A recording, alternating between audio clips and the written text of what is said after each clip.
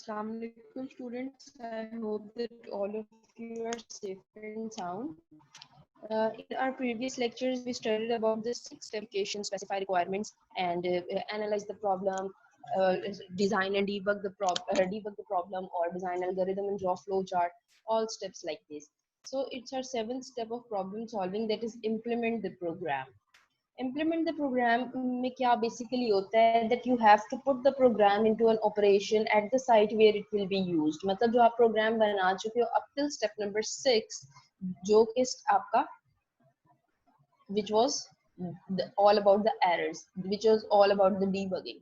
अब debugging में you have pointed out all the errors of the program, so now you will implement the program. Implement क्या मतलब होगा कि basically आपने उस सिस्टम पर जहां पर आपने अपना वो सॉफ्टवेयर जिस सिस्टम के लिए आपने वो सॉफ्टवेयर डिजाइन किया है वहां पर आपने अपना वो सॉफ्टवेयर जो है उसको चलाना है. अब वहां पर आपने अपना सॉफ्टवेयर इंस्टॉल कर लेना है. Once a program has been as tested thoroughly, it must be installed or put into operation at the site where it will be used. So जहां पर भी वो सिस्टम सॉफ्टवेयर आपका यूज होना है आपने अपने प्रोग्राम को या सॉफ्टवेयर को उस सिस्टम पर इंस्टॉल कर देना so that they can use it thoroughly. This is known as implementation of the program, and this is known as implementation of the program. This is quite easy concept of how to implement a program that way you have defined, or you have basically defined all the steps of problem solving. You have gone through 6 steps of problem solving basically, and now you will actually implement the program that or software which you have made for such or any of the organization. So it was the 7th step of problem solving. Moving towards the 8th step of problem solving, maintain and update the program. Program maintenance is an ongoing process of upgrading the program to accommodate new hardware or software requirements and introducing minor improvements. Essentially, it is the expansion, updating, and improvement of the program after its installation. Regular maintenance is essential for the continued usefulness of a program. A proper maintenance depends on the existence of complete documentation.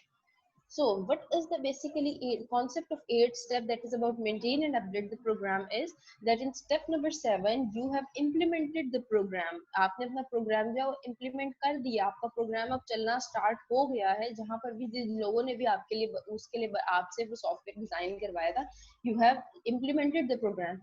Now you will see that whether the program you have implemented is going through proper upgradation, मतलब आपका जो programme है वो properly चल रहा है या नहीं चल रहा.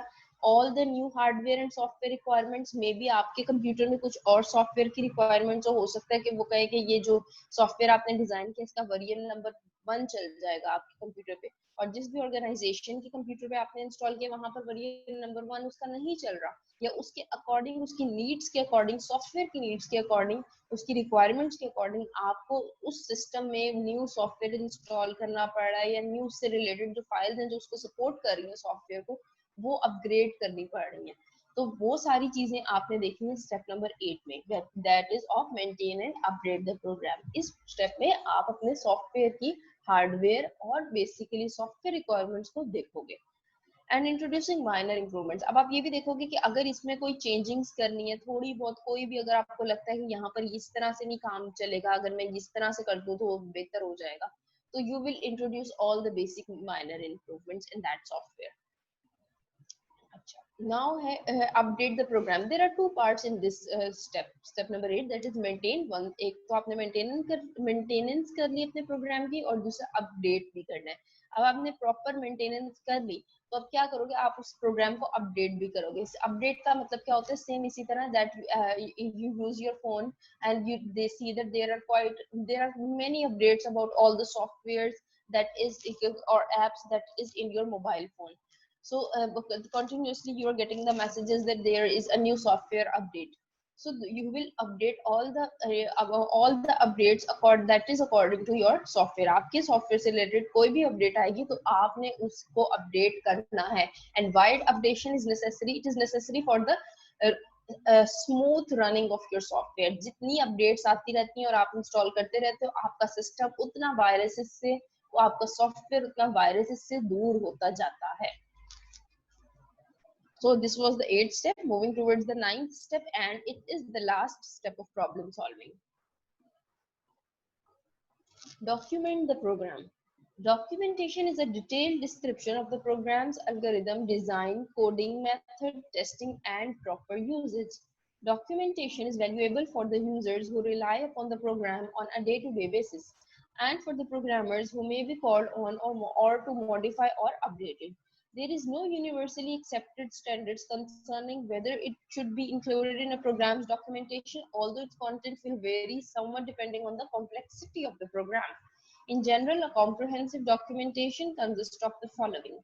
अब डॉक्यूमेंटेशन में क्या होता है, बेसिकली डॉक्यूमेंटेशन में आपका होता है कि आपने अपना जो सॉफ्टवेयर डिजाइन कर लिया, you have gone through the 8 steps of problem solving, 8 step से गुजर कर आपने अपनी प्रॉब्लम सॉल्व, अपना जो सॉफ्टवेयर था वो आपने डिजाइन कर लिया, उसको इम्प्लीमेंट कर लिया, मेंटेन कर लिया, अपडेट कर लिया. Now the thing you have to do is that document the program. Document में basically क्या होगा कि आपने जो भी सॉफ्टवेयर बनाया है, जो भी प्रोग्राम आपने डिजाइन किया, आप उस प्रोग्राम की डॉक्यूमेंटेशन लिखोगे, मीन्स टू से आप पेपर पे लिखोगे कि what your system is actually suppose to do. आपका सिस्टम कर क्या रहा है, आपका सिस्टम काम क्या कर रहा है. इसके लिए हम एक SRS का वर्ड भी यूज करते हैं. हम सिस्टम की रिक्वायरमेंट की एक जनरल डिस्क्रिप्शन बना लेते हैं कि जो आपने सिस्टम यूज सॉफ्टवेयर यूज कर रहे हो या जो भी आपने प्रोग्राम डिजाइन किया है, उसके अंदर क्या क्या फंक्शंस हो रहे हैं, क्या फंक्शनैलिटी हो रही है, उसका एल्गोरिदम कैसा बना था, वो सारा आप डिजाइन करोगे पेपर के ऊपर. उसके बाद आपने उस पर कितनी दफा आपने टेस्टिंग करी है उस प्रोग्राम में, that you have done whether 5 times you have tested that program, उसमें क्या एरर्स आने के चांसेस थे. इस तरह से जितनी चीजें होंगी, from starting from the problem identification till the maintenance and updation of the program, you have to write each and everything on the piece of paper. So moving towards the general comprehensive document, अब वो यहाँ पर कहते हैं कि generally कोई बताया हुआ तरीका नहीं है इसका कि comprehensive document आपने लिखनी किस तरह से है, या कोई इस तरह का standard अभी तक नहीं बना. There is no universally accepted standards up till now. So you can make a general comprehensive document like by following these simple steps. So a description of what the program is supposed to do, software requirement document. First में क्या लिखेंगे, actually what your system is suppose to do, आपका system कर क्या रहा है, आपका software या आपका प्रोग्राम जो आपने डिजाइन किया वो क्या कर रहा है, उसके बारे में आप लिखेंगे. Next is a description of the problem solution, the algorithm. अब आपके पास जो प्रॉब्लम अराइज हुई थी उसका कोई ना कोई सोल्यूशन आपने डिजाइन किया था, तो आपके प्रोग्राम का जो कोई सोल्यूशन था, मतलब जिन एल्गोरिथम से आपने पास आउट किया था या जिन फ्लो चार्ट से आपने पास आउट किया था, आप उन सारी चीजों को, अब उन सारों को डिटेल डिस्क्रिप्शन और उनकी डायग्राम्स अपनी डॉक्यूमेंटेशन में डिजाइन कर लोगे. Third step is a description of the program design, including any aids used, flowcharts, algorithms, etc. अब वो कहते हैं कि आपने जो भी अपने प्रॉब्लम जब आपके पास फेस आपने की, तो उसके अंदर जितनी भी एड्स आपने यूज की, एड्स मीन मतलब फंक्शन, उसके आपने अपनी प्रॉब्लम के सोल्यूशन की तरफ पहुंचने के लिए जो जो चीजें यूज की, you have to write each and everything that may include your flowchart, it may include your algorithms. You have to write each and every step that what you did for the solution of your problem. Next step is a description of the program's testing process, including the test data used and results obtained. अब वो कहते हैं कि आपने क्या करना है कि आपने जो टेस्टिंग की है अपने प्रोग्राम पे, all the testing that you have done on the software and the results which you obtained from that test data, you have to write the description about all those test cases. जितनी दफा आपने testing की है, testing हमने कौन से phase में की थी, that was of debug the program. So in that phase, whether you have done testing 5 times, you have done the testing of the software 10 times, all the testing which you have done, you have to write that what the results were obtained during the testing. हो सकता है एक दफा में आपका result बहुत अच्छा आ गया हो, सही आ गया, आपका सॉफ्टवेयर सही काम कर रहा हो. सेकंड टाइम जब आपने अपने वेरिएबल्स की इनपुट चेंज की है, उनकी वैल्यूज चेंज की है, हो सकता है आपका रिजल्ट ठीक ना आया हो. So whether the results obtained are correct or the results obtained are not correct, you have to write about each and every description of your test cases. Next step is a description of all corrections, modifications and updates made to the program since it was put into operation. अब क्या करोगे इसके अंदर आप, इसके अंदर जितनी आपने जब once you have implemented the program, जब आपने अपना प्रोग्राम implement कर लिया, that was the seventh step of problem solving method. अब आपने अपना प्रोग्राम implement कर लिया तो जितनी भी उसके बाद जितनी भी modification, जो हमारा नेक्स्ट स्टेप था, 8 स्टेप था maintain and update the program का, उसके अंदर आपने मॉडिफिकेशन जितनी की, अपडेट्स जितनी इंस्टॉल की अपने प्रोग्राम के लिए, you have to write a detailed description about all those updates, all those corrections, all those modifications. And the last is a user manual, that is also known as user guide. User manual क्या होता है? Whensoever we buy an electronic gadget from a store, you see that there is a small booklet in the box of that gadget. कोई भी आप you may buy an LED, you may buy an AC, you may buy any electronic gadget, तो उसके अंदर you can easily see that there is a user guide or user manual. एक छोटी सी booklet दी होती है और उसके अंदर बताया हुआ होता है that what your system is supposed to do. Actually आपका सिस्टम काम कैसे कर रहा है, ये जो भी इलेक्ट्रॉनिक डिवाइस आपने लिया, how you will plug in the that electronic device और व्हाटसोएवर यू हैव बॉट, तो उसकी डिटेल डिस्क्रिप्शन दी जाती है कि आपका ये जो सिस्टम है, ये सॉफ्टवेयर है, ये डिवाइस है, ये गैजेट है, ये किस तरह से काम कर रहा है, इसके अंदर क्या क्या चीजें लगी हुई हैं, इसको आपने यूज किस तरह करना है, उसकी गाइडलाइंस, उसकी instructions, all those things that is written in a user manual. तो आपने अपने सॉफ्टवेयर से रिलेटेड या अपने प्रोग्राम से रिलेटेड एक यूजर मैनुअल तैयार कर लेना है, and that is included in the program documentation step. So this was the last step of problem solving method, since there were 9 steps of problem solving and we have discussed all of them. Next we will start a new topic, that is algorithm. अब algorithm basically मैंने आपको बताया भी यहाँ पर, जहाँ पर हमने design algorithm and draw flowchart की बात की थी अपने प्रॉब्लम सॉल्विंग के स्टेप्स के अंदर, अब ये एक उसने न्यू जनरल न्यू डेफिनेशन और उसके साथ डिटेल डिस्क्रिप्शन के साथ उसने बता दिया कि what basically an algorithm is. So topic number 1.3 and page number 4, algorithm. An algorithm is a finite set of steps which if followed accomplish a particular task. Algorithm क्या होता है? Algorithm is a finite set of steps. आपके जो number of steps होते हैं that are limited, and if that number of steps that are limited are followed accomplish a particular task, मतलब उन steps को अगर आप फॉलो करोगे जो कि लिमिटेड हैं, जो कि फाइनाइट है, सिंपल कुछ स्टेप्स है, 4 5 6, कुछ सिर्फ थोड़े से स्टेप्स है, अगर आप उन्हें फॉलो कर लोगे, you will accomplish a particular task. मतलब जिस भी चीज के लिए वो एल्गोरिथम आपने लिखा है, आप उस चीज को बेहतर तरीके से सॉल्व कर सकोगे. An algorithm must be clear, finite and effective. आपका एल्गोरिथम जो है वो क्लियर होना चाहिए, फाइनाइट मतलब लिमिटेड नंबर ऑफ स्टेप्स होने चाहिए, एंड इफेक्टिव होना चाहिए. ये नहीं है कि आपकी प्रॉब्लम कोई और एल्गोरिथम आप कुछ और लिख रहे हो, वो इफेक्टिव है ही नहीं, समझ ही नहीं आ रहा कि भैया आपका एल्गोरिथम क्या था, आपकी प्रॉब्लम क्या थी.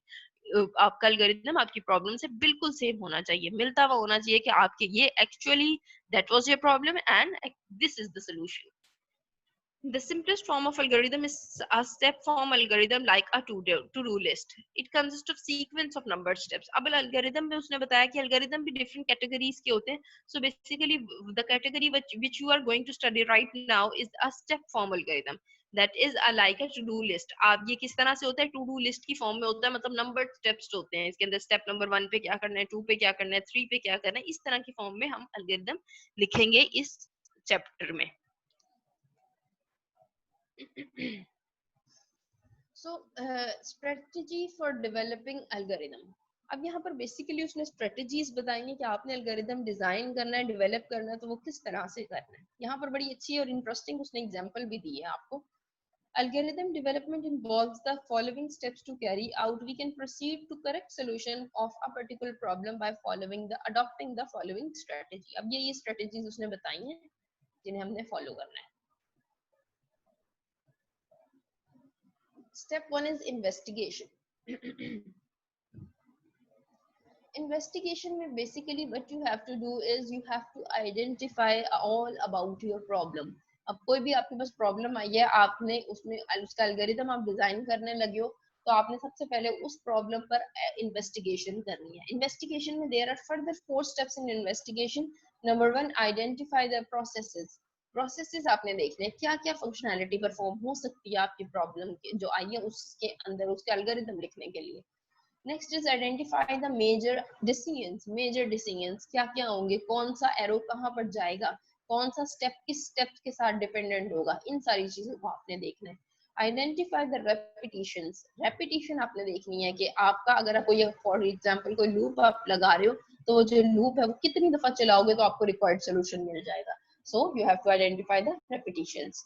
Number fourth is identify the variables. अब आपने वेरिएबल्स को आइडेंटिफाई करना है, जो जो वेरिएबल्स आपने यूज किए अपनी प्रॉब्लम सॉल्विंग को, प्रॉब्लम को सॉल्व करने के लिए, उन सारे वेरिएबल्स को आइडेंटिफाई करना है कि कितने वेरिएबल्स आप लिखोगे तो आपकी प्रॉब्लम जो है वो सही सोल्यूशन आपको प्रोवाइड कर सकेगी।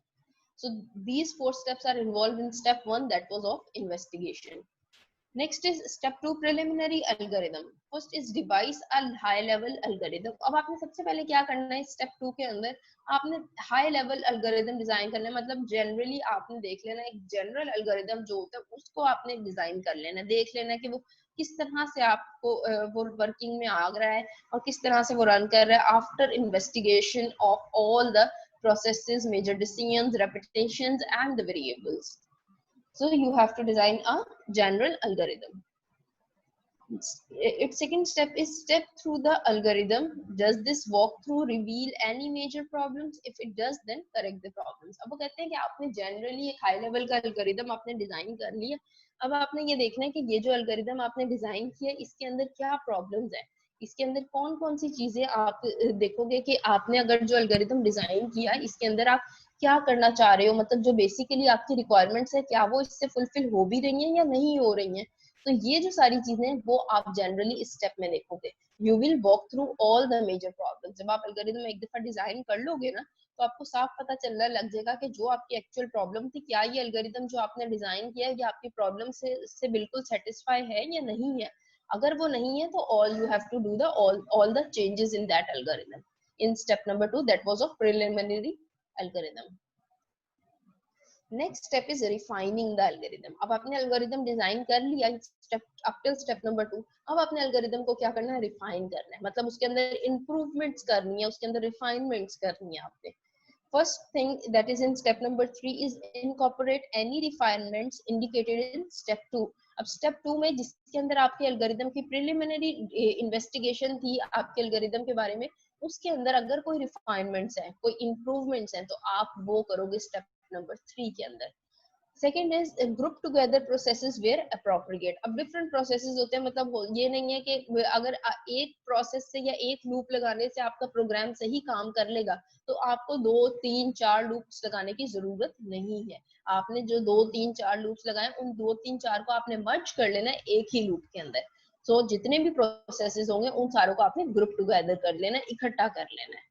Third is group together variables where appropriate. जहां पर आपको लगता है कि आपने इररेलेवेंट वेरिएबल्स डिक्लेयर किए हुए या इररेलेवेंट वेरिएबल्स आप यूज करें, उन सारे वेरिएबल्स को आपने ग्रुप टुगेदर कर लेना है, मतलब एक उनका ग्रुप बना लेना है। फॉर एग्जांपल किसी भी नाम को एक जनरल नाम आपने लिख लेना है और उसके अंदर उन सारे वेरिएबल्स को डाल देना है। Last step is test the algorithm again by stepping through it. अब आपने क्या करना है, अगेन अपने एल्गोरिथम की एक दफा टेस्टिंग करनी है।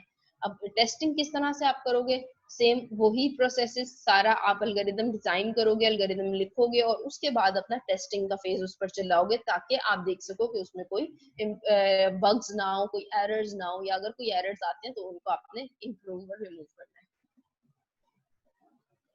Now let us consider the following example to understand the way of approaching a solution to a problem. अब उसने जनरल लाइफ की बड़े मजे की यहाँ पर एग्जांपल बताई है। स्टेप फॉर्म एल्गोरिथम उसने यूज किया जो कि अभी हमने पढ़ा था कि इस बुक में बेसिकली हम यही पढ़ेंगे, step form algorithm. Problem number 1 that may arise in your daily life is that you have to bake a cake in your house. आपने अपने घर में केक बेक करना है। अब जो केक आपने बेक करना है उसको आप किस तरह से स्टेप बाय स्टेप लिखोगे कि सबसे पहले आपको क्या चीज चाहिए, सेकेंडली क्या चाहिए, थर्ड क्या चाहिए। तो इस तरह से ये होता है बेसिकली आपका एल्गोरिथम। अब ये जनरल लाइफ का है, तो जब हम प्रोग्रामिंग की टर्म्स में बात करेंगे तो फिर हमारे पास जो कोई भी प्रॉब्लम आएगी, फॉर एग्जांपल वो कहता है कि आप मुझे एक प्रोग्राम लिखकर दिखाएं जिसके अंदर इवन नंबर्स का सम हो रहा हो या ऑड नंबर्स का सम हो रहा हो, या जनरली आपके 10 नेचुरल नंबर्स जो है वो स्क्रीन पर प्रिंट आउट हो रहे हो, तो उनसे रिलेटेड भी आपने सेम इसी तरह से एल्गोरिथम लिखना है जिस तरह से हम ये डेली लाइफ के एल्गोरिथम की बात करेंगे। So the step 1 The following diagram shows the steps to follow to bake the cake. अब ये steps वो कहते हैं अगर आप follow करेंगे तो you can bake a cake in your house. Step 1, सबसे पहले क्या step करेंगे? Heat oven to 325 degree Fahrenheit. सबसे पहले आपने क्या करना है? अपने ओवन को 325 डिग्री फ़ारेनहाइट पर हीटिंग उसकी स्टार्ट कर देनी है, मतलब ओवन को स्विच ऑन कर देना है आपने. Next step is gather the ingredients. अब आपने जितने भी इंग्रेडिएंट्स आपको चाहिए उन सारों को आपने इकट्ठा कर लेना है. सबसे पहले आपको क्या क्या चाहिए हो सकता है? आपको एग्स चाहिए, मिल्क चाहिए, शुगर चाहिए, बटर चाहिए, फ्लोर चाहिए एंड अ बाउल. आपको ये सारे इंग्रेडिएंट्स आपने इकट्ठे अपने टेबल पर ला के रख लेने हैं. That is in of your step number 2. मतलब अब आप ये देखें गौर से कि इसके अंदर बेसिकली हो क्या रहा है. आपकी प्रॉब्लम आइडेंटिफाई हो गई है. यहाँ पर आपकी प्रॉब्लम आइडेंटिफाई हो गई है and you have started to analyze the problem. You have started to analyze the problem. आप अपनी प्रॉब्लम को एनालाइज कर रहे हो, मतलब छोटे छोटे चंक्स में आपने अपनी प्रॉब्लम को डिवाइड कर रहे हो अपने रिक्वायर्ड सोल्यूशन पे पहुंचने के लिए. So you have to gather all the ingredients. Next step 3, mix ingredient thoroughly in a bowl. अब एक बाउल में आपने जितने भी ingredients हैं, जो आपके eggs हैं, milk, sugar, butter, flour, इन सारी चीजों को आपने एक बाउल में thoroughly mix कर देना है and you have to stir it. Next step 4 is pour the mixture into a baking pan. अब जो भी आपने मिक्स बाउल में जो जितना भी आपका मिक्सचर बना था उस सारे मिक्सचर को आपने कहाँ पर डाल देना है? आपने बेकिंग पैन में डाल देना है. Step 5 is bake in the oven 50 minutes. अब आपने 50 मिनट्स तक अपने केक को ओवन में रखकर बेक कर देना है. Step 6 repeat bake 5 minutes more until cake top springs back when touched in the center. अब आपने क्या करना है?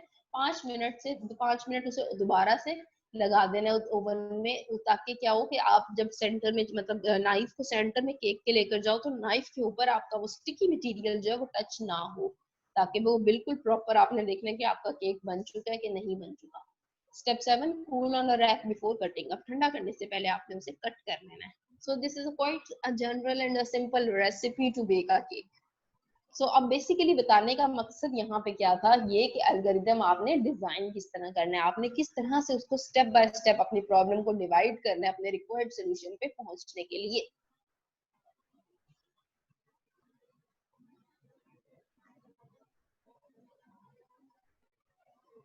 So second problem. अब ये एक प्रॉब्लम उसने जनरली बताई कि ये अगर प्रॉब्लम अराइज होती है तो आपने उसको एल्गोरिदम उसका कैसे डिजाइन करना है.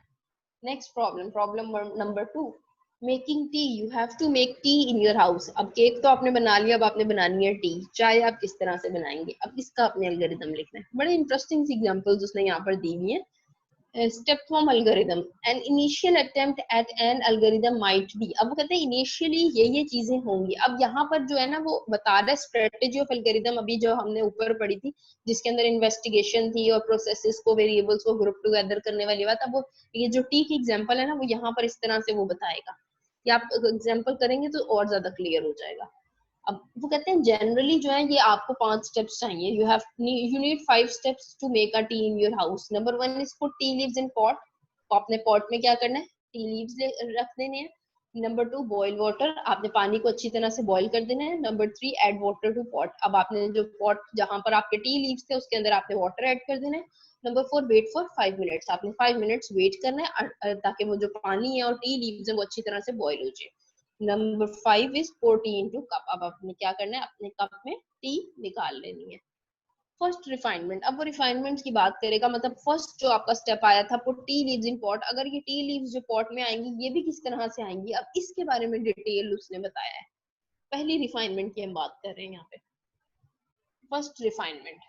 These steps are probably not detailed enough to make tea. अब वो कहते हैं कि ये जो मैंने steps ऊपर बताए हैं आपको 5 स्टेप, ये enough नहीं है टी बनाने के लिए. We therefore refine each steps into sequence of further simpler steps. अब वो कहते हैं हर स्टेप को हम और डिटेल में अगर जाएंगे तो हम बता सकेंगे कि हमारा एल्गोरिथम कितना एफिशिएंट है या किस तरह से काम कर रहा है. Step 1 put tea leaves in pot. अच्छा, अब टी लीव्स जो पॉट में आएंगी उसको किस तरह से आएंगी उसके फर्दर स्टेप्स है. 1.1 स्टेप जो है ओपन बॉक्स ऑफ टी. जहां पर आपके पास टी रखी हुई है उसका आपने बॉक्स सबसे पहले ओपन करना है. Second step is extract 1 spoonful of tea leaves. अब आपने 1 स्पूनफुल ऑफ टी लीव्स निकालने हैं उसके अंदर से. Third step is put spoonful into pot. अब आपने वो जो स्पूनफुल आपने टी लीव से भरी हुई एक स्पून निकाली है उसको आपने क्या कर देना है? पॉट में रख देना है. Number 4 is close box of tea. अब आपने क्या करना है, जो आपने बॉक्स टी का ओपन किया था उसको आपने क्लोज कर देना है। अब जब आप ये चारों स्टेप से गुजरोगे तभी आप अपने टी लीव्स को पॉट में डाल सकोगे। So this was the first refinement of step 1। Second step हमारे पास क्या था, बॉयल वाटर। अब पानी को हमने बॉयल किस तरह से करना है।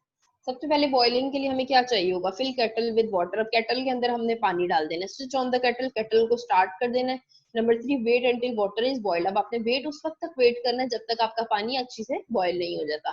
Number 4 is switch off the kettle. अब आपने केटल को, जब पानी आपका, once your water has been boiled, you have to switch off the kettle.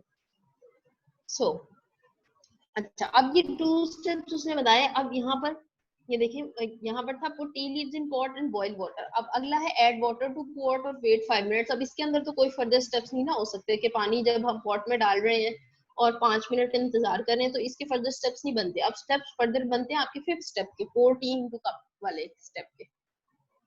यहाँ पर देखें, pour tea into the cup। अब इसकी रिफाइनमेंट किस तरह से हम कर रहे हैं, it might be refined to number 5.1, pour tea from pot into cup until cup is full। अब जब तक आपका कप जो है वो फुल नहीं हो जाता, आपने उसके अंदर पानी डालते रहना है, या टी के जो आपने बॉयल वाटर बनाया है वो आपने उसके अंदर डालते रहना है।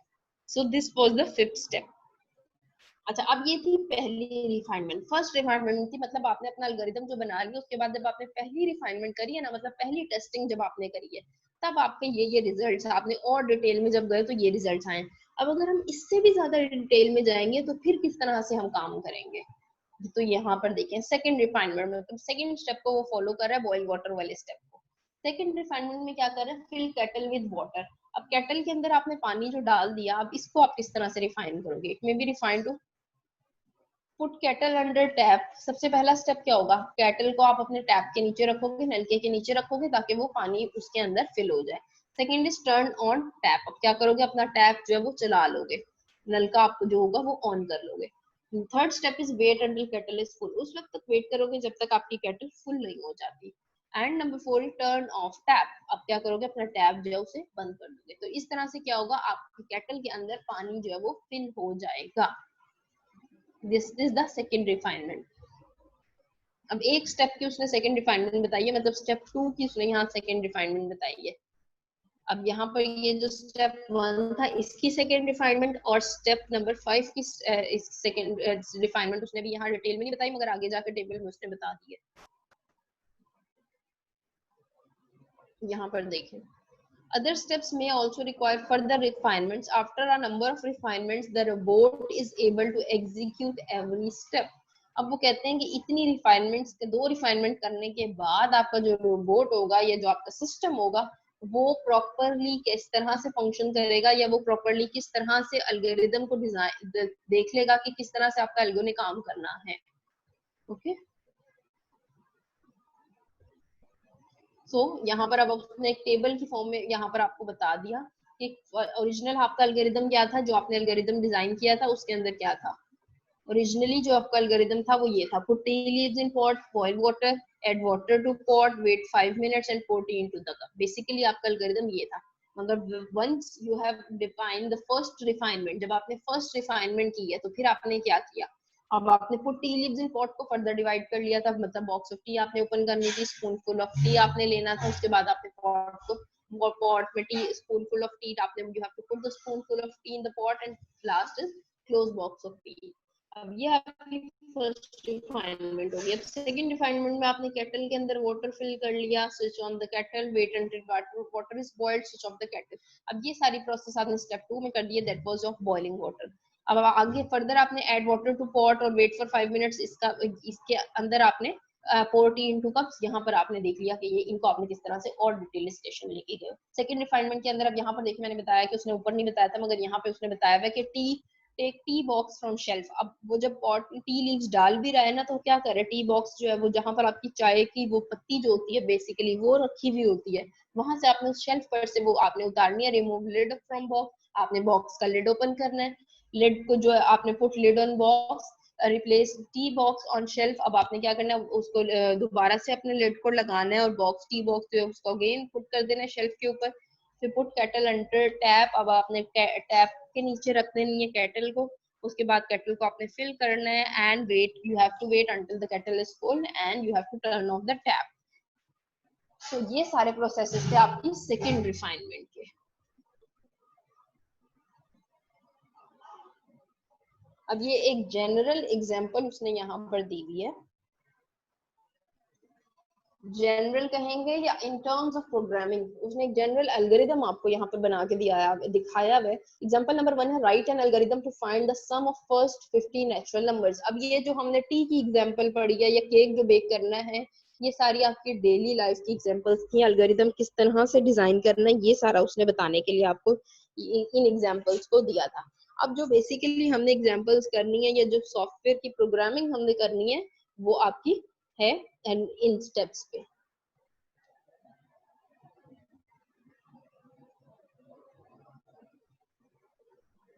So example number 1, write an algorithm to find the sum of first 50 natural number। अब 50 first 50 natural numbers का sum आपने find out करना है। 50 natural numbers आपके पास है, उनका आपने sum find out करना है।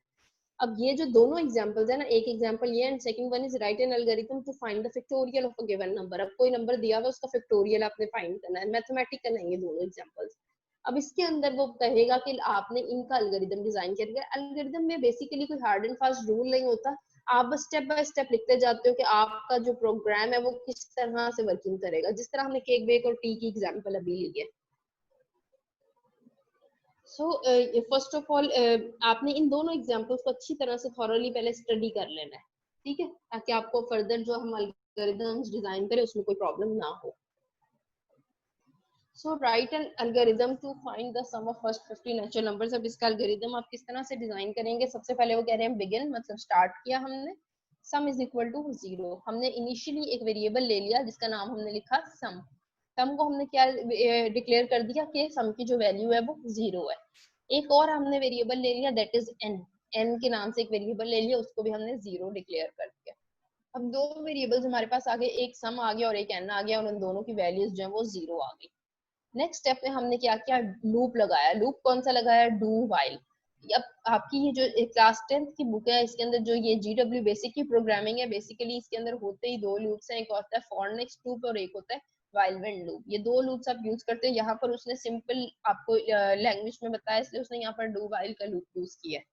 डू वाइल में उसने क्या बताया आपको, do while n is less than और इक्वल टू 50। अब आपने कितने नेचुरल नंबर्स तक जाना था, 50 तक जाना था। अब उसने कहा कि n जो है वो 0 से आपने 0 पर आपने उसकी वैल्यू असाइन कर दी, और आप उसने कहा कि n की जो वैल्यू है आपने 50 या 50 से कम होनी चाहिए। n की जो वैल्यू है, मतलब जो लूप आपका ऑल्टरेट करना है, ये 50 टाइम्स लूप आपका ऑल्टरेट करेगा, इससे ज्यादा नहीं कर सकेगा। जैसे ही n की वैल्यू 50 हो जाएगी आपका लूप टर्मिनेट कर जाएगा, 51 हो जाएगी, सॉरी 51 होगी, आपका लूप टर्मिनेट कर देगा, क्योंकि 51 जो है वो 50 से बड़ा हो जाएगा। नेक्स्ट उसने इंक्रीमेंट ऑपरेटर लगाया, यहाँ पे sum is equal to sum plus N. अब मतलब जो जो सम आता जाए उसके अंदर एन की एक एक वैल्यू का इंक्रीमेंट होता जाए, और फिर एन की जो वैल्यू है, N is equal to initially N की वैल्यू 1 हुई, 2 हुई, 3 हुई, तो एन की वैल्यू बढ़ती जाए, 1 1 ऐड होता जाए उसके अंदर, और आपका लूप जो है वो एंड कर जाएगा। अब जब इस तरह से आप अपना एल्गोरिदम डिजाइन करोगे तो क्या होगा कि आपको 50 नेचुरल नंबर्स का सम जो है वो आपकी स्क्रीन पर नजर आ रहा होगा। अब ये आपने प्रैक्टिस में करके देखना है अपने पास। Next example is about the factorial of a given number. एक नंबर आपको दिया हुआ है, उसका फैक्टोरियल आपने फाइंड आउट करना है यहाँ पर। अब दो उसने वेरिएबल्स ले लिए, यहाँ पर भी नंबर 1 इज फैक्ट, एक उसने वेरिएबल ले लिया फैक्ट के नाम से, उसको उसने इनिशियली कह दिया कि इसकी वैल्यू 1 है, और एक उसने वेरिएबल ले लिया n, n की वैल्यू उसने कह दी इसकी भी वैल्यू जो है वो 1 है।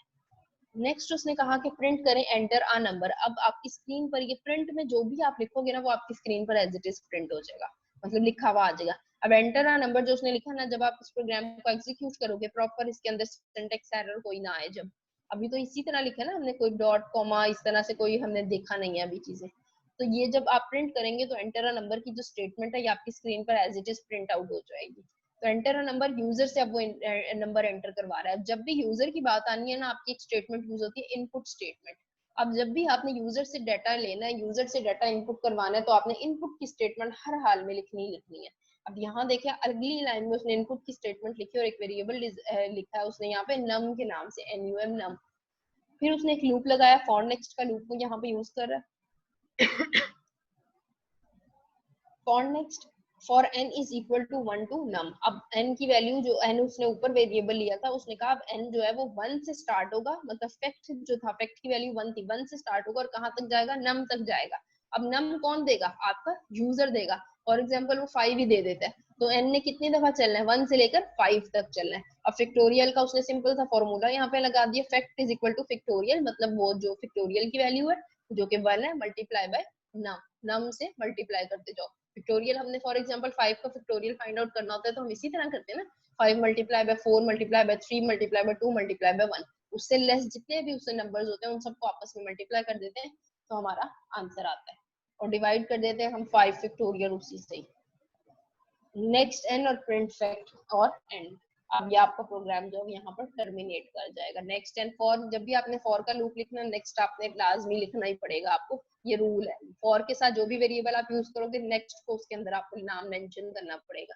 यहाँ पर आपने for N is equal to 1 लिखा था, तो इसीलिए आपको नेक्स्ट के साथ भी एन ही लिखना पड़ रहा है। और प्रिंट, जो चीज आप अपनी स्क्रीन पर आउटपुट प्रिंट करवाना चाहते हो, उसके आपने ऑपरेशन यहाँ पर उसने बता दिया। प्रिंट किसको करवाना है, आपने फैक्ट को प्रिंट करवाना है। फैक्ट के अंदर जो भी, जहां पर आपने ये फॉर्मूला लगाया, इसके अंदर जो कोई भी वैल्यू आती जाएगी वो आपकी स्क्रीन पर प्रिंट होती जाएगी, और आखिर में एंड लिख दिया ताकि आपका प्रोग्राम टर्मिनेट कर जाए।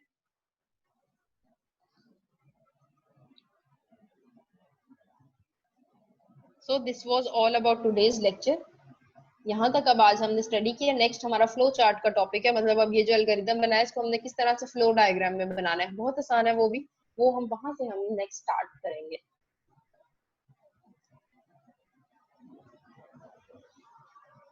If you are having any questions, you may ask.